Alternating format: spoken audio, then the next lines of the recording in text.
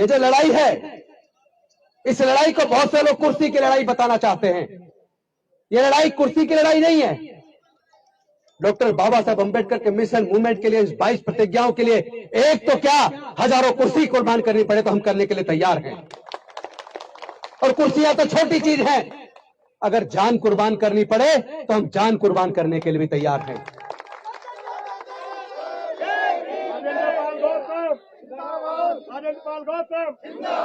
आप नाम के नारे मत लगाइए, ये गलती मत दोहराइए। जब जब हम लोग व्यक्ति को मजबूत करते हैं तो व्यक्ति मजबूत होता है। जब हम विचारधारा को मजबूत करते हैं तो विचारधारा मजबूत होती है। व्यक्तियों को मजबूत करना छोड़ दो। व्यक्ति कल को बिक सकता है, मर सकता है, धोखेबाज निकल सकता है, समाज को धोखा देकर भाग सकता है और किसी मजबूरी में चुप्पी साध कर बैठ सकता है। इसलिए हमें व्यक्तियों को ताकत नहीं देनी है, हमको अपने समाज को ताकत देनी है। बाबा साहेब की विचारधारा को मजबूत करना है, तथागत बुद्ध की विचारधारा को मजबूत करना है। ये विचारधारा किसी व्यक्ति को मजबूत करने के लिए नहीं है। ये विचारधारा समता, स्वतंत्रता, बंधुता और न्याय के लिए है। ये प्रज्ञा के ऊपर आधारित ज्ञान के लिए है, ये करुणा के लिए है, मैत्री के लिए है। और जो लोग न्याय की लड़ाई ना लड़ सके, जो लोग मानवता की लड़ाई ना लड़ सके, जो लोग इंसान में भेद पैदा करते हैं, जो लोग हमारे लोगों की मूंछ रखने पर हत्या करते हैं, जो लोग हमारे बच्चों के घड़ा छूने पर हत्या करते हैं, जो लोग मंदिरों में प्रवेश करने पर, मूर्ति छूने पर हमारे लोगों की हत्या करते हैं, ऐसे लोगों को हम लोगों ने जवाब देना है। 50 लाख तो दूर की बात है, आप जितना मर्जी तैयारी कर लीजिए, एक राजेंद्र गौतम के गर्दन को काटोगे तो 1 करोड़ पैदा होंगे, 1 करोड़ पैदा होंगे। आप मारिए, कितने लोगों को मारोगे? हम मरने से नहीं डरते, क्योंकि ये लड़ाई न्याय की लड़ाई है, ये लड़ाई राजेंद्र गौतम की लड़ाई नहीं है। मैं पूछना चाहता हूं, वो कौन लोग हैं जिनकी हत्याएं हुई?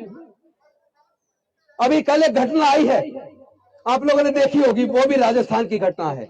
एक दलित व्यक्ति ने हैंडपंप को छू दिया, हैंडपंप छूने मात्र से उसको इतना मारा कि उसकी डेथ हो गई। ऐसा भारत बनाना चाहते हो क्या? अरे मुझे एक एग्जाम्पल पूरे दुनिया में से निकाल के बता दो, केवल एक एग्जाम्पल, कि कोई व्यक्ति गंभीर रूप से बीमार हो जाए, डॉक्टर कहे तुम्हारा बड़ा ऑपरेशन होना है, 20 यूनिट ब्लड की जरूरत है, और उसने ये कहा हो कि मुझे 20 यूनिट ब्लड डोनेट करवा दो, लेकिन ब्लड केवल ब्राह्मण का होना चाहिए, या क्षत्रिय का होना चाहिए, या वैश्य का होना चाहिए, या हिंदू को होना चाहिए, या मुसलमान का होना चाहिए। जब जान बचानी है तो कहते किसी से भी ब्लड डोनेट करवा दो। तो फिर ये जाति कहां से आ गई? पूरे दुनिया के अंदर जाति नहीं है। चाइना में जाति नहीं है, जापान में जाति नहीं है, रसिया में जाति नहीं है, इंग्लैंड में जाति नहीं है, इटली में जाति नहीं है, फ्रांस में जाति नहीं है, स्पेन में जाति नहीं है, अमेरिका में जाति नहीं है, ऑस्ट्रेलिया में जाति नहीं है, न्यूजीलैंड में जाति नहीं है। जब पूरे दुनिया में जाति नहीं है तो जाति केवल भारत में क्यों है? और ये जातियां किसने बनाई? और जातियों के बनने से किसको फायदा हुआ और जातियों के बनने से किसको नुकसान हुआ? जिनकी मूंछ रखने पर हत्या की जा रही है, क्या वो हत्या जाति की वजह से नहीं हुई? जाति की वजह से हुई है ना। जिनको घड़ा छूने पर हत्या हुई है, मंदिर प्रवेश पर हत्या हुई है, मूर्ति छूने पर हत्या हुई है, मैं पूछना चाहता हूं उनका धर्म क्या था? मैं पूछना चाहता हूं उनका धर्म और जाति क्या थी? अगर आप कहते हो कि आप बौद्ध बना रहे हो, आप हिंदुओं को अल्पमत में पहुंचा रहे हो, तो मैं पूछना चाहता हूं, आप अगर हमारे लोगों को हिंदू मानते हो तो उनकी मूंछ रखने पर हत्या क्यों करते हो? अगर आप हमारे लोगों को हिंदू मानते हो तो उनको घड़ा छूने पर उनकी हत्या क्यों करते हो? अगर आप हमारे लोगों को हिंदू मानते हो तो मंदिर प्रवेश पर मूर्ति छूने पर उनकी हत्या क्यों करते हो? अगर आप हमें हिंदू मानते हो तो हमारी बहन बेटियों की इज्जत लूट कर उनकी हत्या क्यों करते हो? और अगर आप हमें हिंदू मानते हो तो हम जब अपने भाई बहनों की लड़ाई को लड़ते हैं, उस न्याय की लड़ाई को लड़ते हैं, तो आप लोग जातिवादी बनकर उन अपराधियों के फेवर में महापंचायत करके क्यों खड़े हो जाते हो? मैं पूछना चाहता हूं, अगर आप हमें हिंदू मानते हो तो हमारी लड़ाई में, इस मानवता की लड़ाई में आप हमारे साथ मिलकर इस लड़ाई को क्यों नहीं लड़ते हो? ये नफरत कब तक चलेगी? ये नफरत केवल राजेंद्र गौतम को या हमारे समाज के लोगों को नहीं, ये नफरत पूरे भारत को जला के राख कर देगी। हम लोग भारत को बचाने आए हैं। हम लोग भारत को बचाने आए हैं। हम डॉक्टर बाबा साहब अम्बेडकर को मानने वाले हैं। हम डॉक्टर बाबा साहब अम्बेडकर के संविधान को मानते हैं। हम अमन चाहते हैं, हम शांति चाहते हैं। हम अपने लोगों को जाति की गुलामी से बाहर निकालकर अपने पूर्वजों की सांस्कृतिक विरासत में, बुद्ध के धम्म में वापस लाना चाहते हैं। तो इसमें आपको तकलीफ क्यों है? जिन पुरोहितों के इनकम के स्रोत बंद हो जाने वाले हैं, उसको हो जाने दो, लेकिन तुम क्यों परेशान हो? उनको परेशान होने दो ना। ये पैसा बचेगा जो वहां चढ़ावे में चढ़ता है। चंद लोग मोटे पेट वाले हो गए। वो लोग जो धमकी दे रहे हैं, उनके वीडियो देखिए, कितने मोटे मोटे तगड़े तगड़े लोग हैं। वो किसका खून पी के इतने मोटे हो गए? उनके पास पैसा कहां से आ रहा है? जो 50 लाख का गर्दन काटने का जो सुपारी दे रहे हैं, इस बात की अभी तक मैंने राष्ट्रपति जी को चिट्ठी लिखी, मैंने गृह मंत्री जी को चिट्ठी लिखी, मैंने एरिया के डीसीपी को, एसएचओ को चिट्ठी लिखी, मैंने उपराज्यपाल महोदय को चिट्ठी लिखी। सब जगह चिट्ठी लिखने के बावजूद मैं पूछना चाहता हूं, मैंने उसमें मांग की है कि ऐसे नकली साधुओं के खिलाफ आप मुकदमा दर्ज करके उनके किन आतंकवादी संगठनों से उनके संबंध में इसकी जांच कीजिए। उनके पास यह करोड़ों रुपया कहां से आ रहा है, इसकी जांच कीजिए। लेकिन अभी तक ना तो पुलिस ने कोई मुकदमा दर्ज किया, और अभी 15 ही दिन हुए हैं माननीय सर्वोच्च न्यायालय के जजमेंट को आए हुए, जिस जजमेंट में माननीय सर्वोच्च न्यायालय ने कहा है जो लोग हेट स्पीच देते हैं या धमकी देते हैं, इस तरह के भाषण देते हैं, भड़काऊ भाषण देते हैं, ऐसे लोगों के खिलाफ पुलिस को खुद मुकदमा दर्ज करना होगा। चाहे कोई कंप्लेंट आए ना आए, पुलिस की जिम्मेदारी है वो मुकदमा दर्ज करे। और अगर पुलिस ये मुकदमा दर्ज नहीं करती, जिम्मेदारी नहीं निभाती, तो कोर्ट खुद सू मोटो उनके खिलाफ एक्शन लेगा, कंटेम्प्ट ऑफ कोर्ट की कार्रवाई करेगा। तो मैं इंतजार कर रहा हूं कि माननीय सर्वोच्च न्यायालय उन पुलिस अधिकारियों के खिलाफ जिन्होंने अभी तक मुकदमा दर्ज नहीं किया, उनके खिलाफ कंटेम्प्ट ऑफ कोर्ट की कार्रवाई कब करेगा? क्या कार्रवाई करते वक्त भी लोगों की जाति और धर्म देखी जाएगी, या उनका भाषण देखा जाएगा, उनके भड़काऊ भाषण देखे जाएंगे? इसका भी परीक्षण होना है कि कोर्ट से हमारे लोगों को न्याय मिलेगा या नहीं मिलेगा। अगर न्याय नहीं मिला तो क्या हमारे लोगों को फिर कोर्ट के ऊपर भरोसा करना चाहिए या नहीं करना चाहिए? इसका भी आकलन हमारे लोगों को करना है। अरे मैं पूछना चाहता हूं, लोगों को तकलीफ क्यों है? अगर हम अपने बुजुर्गों की सांस्कृतिक विरासत में, बुद्ध के धम्म में वापस आ रहे हैं, तो तुम्हें तकलीफ क्यों है? अगर तुम्हारी सामाजिक व्यवस्था बहुत अच्छी होती तो पूरे दुनिया के अंदर तुम्हारी सामाजिक व्यवस्था को लोगों ने क्यों नहीं स्वीकारा? लेकिन बुद्ध का धम्म तो भारत से पैदा हुआ, पूरे दुनिया में गया और पूरे दुनिया ने स्वीकारा। वो अपनी अच्छाई की वजह से फैल रहा है। बुद्ध का धम्म किसी लालच से या प्रेशर से नहीं फैल रहा। बुद्ध का धम्म अपनी अच्छी भावनाओं से फैल रहा है, अपने अच्छे आचरण से फैल रहा है। मानव कल्याणकारी धम्म है, जिसके अंदर समता, स्वतंत्रता, बंधुता, न्याय, प्रज्ञा, शील, करुणा और मैत्री है, जिसमें पूरी दुनिया के लिए मानवता और शांति का संदेश है। जो संदेश बुद्ध के धम्म का भारत से पूरी दुनिया में गया और पूरे दुनिया ने स्वीकार किया। दुनिया के अंदर 56 देश बौद्ध धर्म को मानने वाले हैं, 128 देशों में बौद्ध धर्म है। और एक और बात बता दूं, अभी यूएनओ का जो रिपोर्ट आई है, 2050 तक आधे से ज्यादा यूरोप बौद्ध बन जाएगा, आधे से ज्यादा यूरोप बौद्ध बन जाएगा। और यह भी रिपोर्ट आई है कि ऑस्ट्रेलिया और अमेरिका के अंदर पहले के अंदर क्रिश्चियनिटी है, दूसरे नंबर पर बुद्ध को मानने वाले लोग हैं। लेकिन जितनी तेजी से वहां लोग बौद्ध बन रहे हैं, अमेरिका और ऑस्ट्रेलिया के अंदर आने वाले 15 साल के अंदर क्रिश्चियन से ज्यादा बौद्ध हो जाएंगे। तो बौद्ध धर्म किसी लालच से और ताकत से धमका कर नहीं फैलाया जा रहा, अपनी अच्छी शिक्षाओं के लिए, मानव कल्याणकारी योजनाओं की वजह से, अपने अच्छे आचरण की वजह से फैल रहा है। तो मैं आप सबसे आह्वान करना चाहता हूं साथियों, इस लड़ाई को, ये लड़ाई लंबी लड़ाई है, ये लड़ाई भारत को बचाने की लड़ाई है, ये लड़ाई भारत के संविधान को बचाने की लड़ाई है, ये समता, स्वतंत्रता, बंधुता और न्याय की लड़ाई है। ये लड़ाई हमारे लोगों के रोज रोज जो जाति और धर्म की वजह से हत्याएं हो रही है, उस हत्याओं को रोकने की लड़ाई है। ये लड़ाई अपनी बहन बेटियों की इज्जत और मान मर्यादा की लड़ाई है। ये लड़ाई हमारे समाज के स्वाभिमान की लड़ाई है। मैं आपसे पूछना चाहता हूं, आप अपने समाज की इस मान मर्यादा की, स्वाभिमान की लड़ाई को क्या आप लोग लड़ने के लिए तैयार हैं? तैयार है तो एक बार दोनों हाथ उठा के समर्थन दीजिए। जय जय जय जय जय भीम, जय जय जय जय जय भीम, जय जय जय जय जय भीम।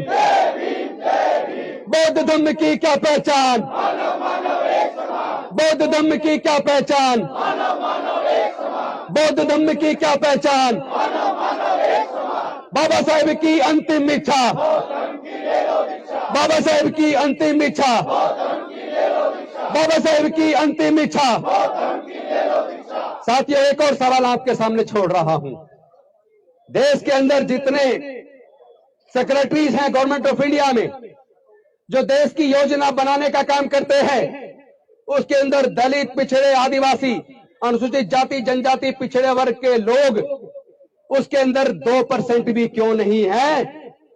और अगर 2% भी लोग अनुसूचित जाति, जनजाति, पिछड़ा वर्ग के लोग नहीं है, तो फिर वो जो सेक्रेटरीज गवर्नमेंट ऑफ इंडिया में पॉलिसी बनाते हैं, क्या वो आप लोगों के फेवर में कोई पॉलिसी बनाएंगे? अगर सर्वोच्च न्यायालय और उच्च न्यायालय के अंदर हमारे प्रतिनिधि अनुसूचित जाति, जनजाति और पिछड़े वर्ग के लोग अगर अनुसंख्या के अनुपात में, जनसंख्या के अनुपात में नहीं है, तो क्या हम वहां न्याय की उम्मीद कर पाएंगे? क्योंकि जो जजमेंट अभी आया है ईडब्ल्यूएस के ऊपर, आपने देख लिया होगा, संविधान तो कहता है 2000 socially and educationally backward classes they are entitled to get benefit of reservation. Article 15(4) of Indian constitution says that those are socially and educationally backward classes, they are entitled to get benefit of reservation, but those are more represented, those are not less represented but more represented, those are neither socially nor educationally backward. Then how they are entitled to get benefit of reservation? But even in spite of all these legal provisions, Honorable Supreme Court has given verdict in favor of this 10% EWS reservation. और उसके अंदर clear है, EWS reservation में SC, ST और OBC के लोग apply नहीं कर सकते। क्यों भाई? उनको क्यों नहीं कर सकते? क्या उनकी 8 लाख से ज्यादा इनकम है? यानी आपको समझना पड़ेगा, साजिश किसी एक कॉर्नर पे नहीं है, भारत के चप्पे चप्पे पर अनुसूचित जाति, जनजाति और पिछड़े वर्ग के लोगों के खिलाफ साजिश रची जा रही है। हमारी गलती है कि हम सच को ना तो जानते हैं और ना मानते हैं। हम ये तो कहते हैं डॉक्टर बाबा साहब अम्बेडकर को मानते हैं, लेकिन डॉक्टर बाबा साहब अम्बेडकर की बात को नहीं मानते। अगर हम लोग बौद्ध बन गए होते तो आज भारत के अंदर 100 करोड़ से ज्यादा बौद्ध होते, आप बहुसंख्यक होते, योजना भी आप बनाते, देश के प्राकृतिक संसाधनों में हिस्सेदारी, भागीदारी भी आपकी होती। मैं पूछना चाहता हूं, ये जो जल, जंगल, जमीन है या खेती की जमीन है या प्राकृतिक संसाधन है, क्या कोई अपनी मां के पेट से लेकर पैदा हुआ है? भाई बताइए ना, क्या खेती की जमीन कोई अपनी मां के पेट से लेकर पैदा हुआ है? क्या देश के प्राकृतिक संसाधन कोई क्या अपनी मां के पेट से लेकर पैदा हुआ है? अगर मां की पेट से लेकर पैदा नहीं हुआ तो केवल वही लोग उसके मालिक क्यों हैं? हमारे लोगों का उसमें हिस्सा कहां है? कौन लोग हैं जो हमारे हिस्से को खा रहे हैं? हजारों साल से खा रहे हैं। अब इस लड़ाई को हिस्सेदारी की लड़ाई बनाना पड़ेगा। हमें देश के संसाधनों में, जल में, जंगल में, जमीन में, कोर्ट में, न्यायालयों में, हर जगह, डिफेंस में, हर जगह अब अपनी हिस्सेदारी और भागीदारी की लड़ाई को लड़ना होगा। और इस लड़ाई को लड़ने के लिए, ताकि हमारे लोगों पे जो उत्पीड़न पूरी तरह से बंद हो जाए, इसीलिए मैंने ये अपना रिजाइन किया है। क्योंकि अगर मैं मंत्री बने रहता तो मैं हो सकता है 2.5 साल और मंत्री रहता, हो सकता है दोबारा सरकार बनती, फिर मंत्री बन जाता।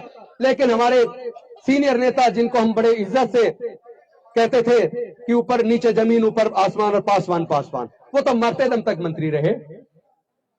तो मंत्री बने रहने से अगर समाधान हो जाता, राष्ट्रपति बनने से अगर समाधान हो जाता, मुख्यमंत्री बनने से अगर समाधान हो जाता, तो मैं पूछना चाहता हूं अपने सारे साथियों से, बहनों भाइयों से, बताइए, 2 दलित राष्ट्रपति बन गए और 1 अनुसूचित जाति की महिला राष्ट्रपति बन गई, 3 राष्ट्रपति बन गए, क्या हमारे लोगों की समस्याओं का समाधान हो गया? देश में पिछड़े वर्ग के कई मुख्यमंत्री बन गए, अनुसूचित जाति की भी मुख्यमंत्री बन गई, हमारे उप प्रधानमंत्री भी बन गए, अनेकों मंत्री हैं। तो क्या हमारी समस्याओं का समाधान मंत्री बनने से, राष्ट्रपति बनने से, मुख्यमंत्री बनने से हो जाता है क्या? इसलिए नहीं हो रहा क्योंकि हम लड़ाई को सही दिशा में नहीं लड़ रहे। हमारी संख्या बताती है कि देश के अंदर, क्या पूरे दुनिया के अंदर सबसे बड़े कंज्यूमर हम हैं। अगर सबसे बड़े कंज्यूमर हम हैं, इसका मतलब दुनिया की सबसे बड़ी आर्थिक ताकत बनने की शक्ति हम अपने अंदर रखते हैं। बस करना सिर्फ इतना है, अपनी इस कंज्यूमर ताकत को पहचानो, अपनी इस आर्थिक ताकत को पहचानो और अपने समाज के लिए आर्थिक नीतियां सरकारें बनाने वाली नहीं है, लेकिन हम अब अपने समाज की आर्थिक नीतियां भी तैयार करेंगे, अपने समाज को हर क्षेत्र में तैयार करेंगे। अब हम रुकने वाले नहीं हैं। हमने रिजाइन इसलिए किया है ताकि समाज की लड़ाई को, अपने गौरव के लिए, अपने बुजुर्गों की सांस्कृतिक विरासत को बचाने के लिए, अपनी बहन बेटियों की इज्जत को बचाने के लिए, अपने समाज के स्वाभिमान और सम्मान की लड़ाई को आगे बढ़ाने के लिए हम लोग कुर्सी पर रह के शायद उतनी धार न दे पाए, लेकिन अब पूरा देश हमारा है। कार्ल मार्क्स ने कहा था, दुनिया के मजदूरों तुम सब एक हो जाओ, तुम्हारे पास खोने के लिए बेड़ियां हैं, पाने के लिए पूरा विश्व है। वही मैं आपसे कहना चाहता हूं साथियों, दलित, पिछड़े, वंचित, आदिवासी और जिनके जो विषमता के स्वीकार हैं, जो विषमता के शिकार हैं, जिनके साथ अन्याय हुआ है, चाहे किसी भी जाति धर्म के लोग क्यों ना हो, वो सारे लोग न्याय की इस लड़ाई को, समता, स्वतंत्रता, बंधुता और न्याय की इस लड़ाई को लड़ने के लिए एकजुट हो जाएं। फिर पूरा भारत तुम्हारा है, तुम ही देश के हुक्मरान बनोगे। इन्हीं शब्दों के साथ मैं आप सबको साधुवाद देता हूं और कहता हूं, तो अभी तो हमने केवल वीडियो डाल कर दी थी। अभी हमने कोई वैसे तैयारी नहीं की कि गली गली में छोटी छोटी सभाएं की हों, लेकिन आगे अब गली गली में पूरे देश के अंदर सभाएं होंगी और जोगदिया जी के कुर्बानी को, हम बलिदान को बेकार नहीं जाने देंगे। अपने समाज की लड़ाई को लड़ेंगे। हम डॉक्टर बाबा साहब अम्बेडकर निकम्मा और नाकारा औलाद नहीं है, हम उनके काबिल बच्चे बनकर दिखाएंगे। हम अपनी पूरी वफादारी का सबूत देकर दिखाएंगे। हम इस लड़ाई को लड़ेंगे, हम इस लड़ाई को जीतेंगे। जय जय जय जय जय भीम, जय जय जय जय जय भीम, जय जय जय जय जय भीम। अंत में सिर्फ एक बात कहूंगा, सब लोग पीछे वाले भी ध्यान से सुनना।